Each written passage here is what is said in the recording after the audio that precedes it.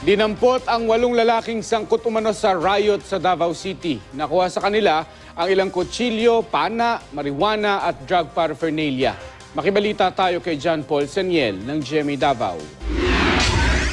Inindorso ng ilang barangay pulis sa Talomo Police Station sa Davao City ang 8 lalaking ito matapos maabutang paggala-gala kaninang madaling araw.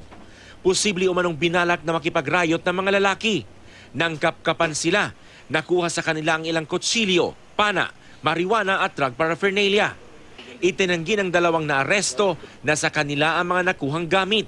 Ang kargado sa kauban ako, pana, sila ito ang kargada, ang yamin na nila. Itong marijuana, kinsan to? Dili man buto ako siya. Ha? Dili buto ako siya. Dili man ako basangin nila no mata siya. Hindi nagbigay ng pahayag ang iba pang naaresto.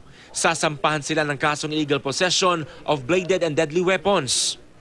Ilang minuto pa ang lumipas, 3 pang lalaki ang dinala rin sa parehong police station matapos namang ireklamo ng panggugulo at pananakit sa ilang residente.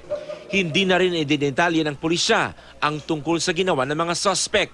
Pero iginiit ng 3 lalaki na mga minor de edad sila.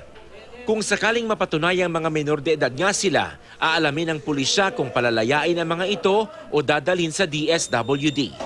John Paul Seniel, Nagbabalita, Pilipinas.